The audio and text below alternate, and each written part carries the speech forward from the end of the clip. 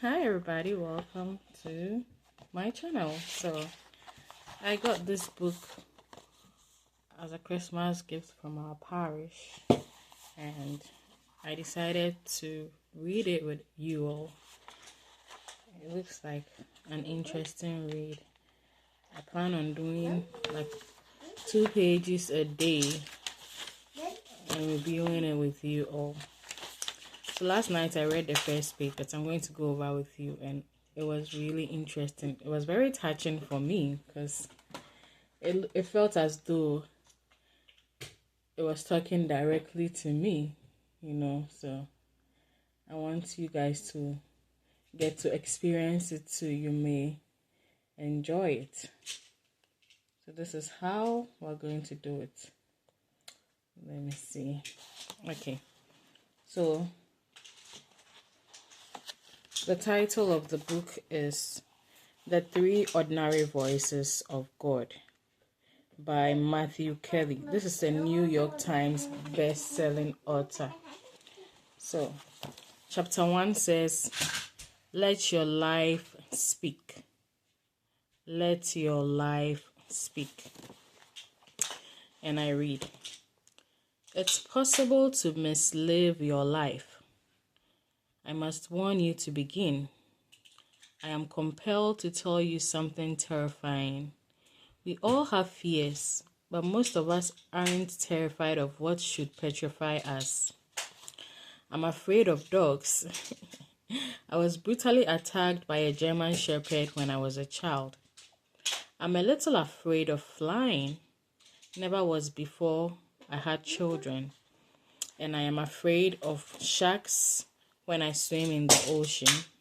Even though I know statistically I have more of a chance of dying in a car accident by drowning from an accidental fall or a result of medical error. Still, I am afraid of sharks.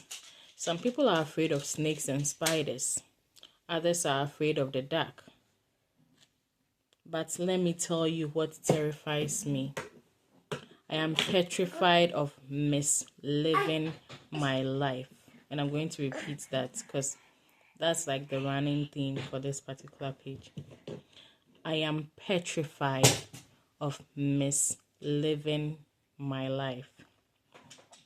You can mislive your life.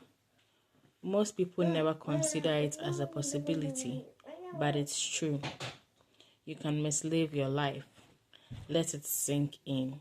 Let it marinate. That's not part of it, but it is possible. We assume that all lives are well lived. It isn't true. We deceive ourselves. Go to most funerals and you will hear about a well-lived life. Tell me about that. Even though everyone in attendance knows difference. My bad. Knows difference. Yeah, tell me about it. And he was good. And he was kind. And he was this, he was that. It's all lies. Okay. A person's adolescence and early adulthood is often referred to as his or her misspent youth. It is usually a playful reference to a period in a person's life when they engage in activities considered unproductive, lazy, wasteful, and even dangerous in hindsight. The idea of misspent youth is often laughed off.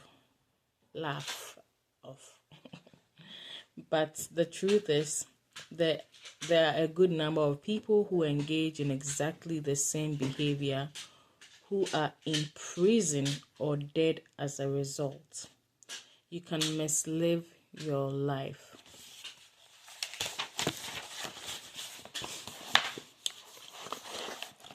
This is the page 2, and after reading this, we'll be done, and then the next day we'll go on to the next 2 chapters. Hopefully, I'm consistent with this. Hopefully. The disturbing truth is you don't even need to do something significantly egregious. You don't need to become a drug addict or murder someone to mislive your life. you can do it in the most mundane and ordinary ways. Do you say mundane or mundane? Mundane. Okay. Where am I? Mundane and ordinary ways. It can happen so subtly that the people around you wouldn't even notice, because you have most likely surrounded yourself with people misliving their lives in exactly the same ways. You tend to surround yourself with yes men or people who are exactly like you. So I understand what this thing is talking about. All it takes is the consistent application of mediocrity. I have a friend who liked using this word, mediocrity. Shout out to you, Rachel Hansen. That was one of her favorite words to use. Okay, I'm gonna be serious. All it takes is the consistent application of mediocrity, laziness, procrastination, obsession with material possessions, and self-centeredness. We speak of people who have lost their way and lives that have gone off the rail. But do you consider that you have lost your way? Do you ever consider you have lost your way? That your life is off the rails and that you are misliving your life? That's the biggest mistake. Not even considering the possibility. Assuming that it won't happen to you. Why me? Why me? Oh, never me. It could never be me. Okay.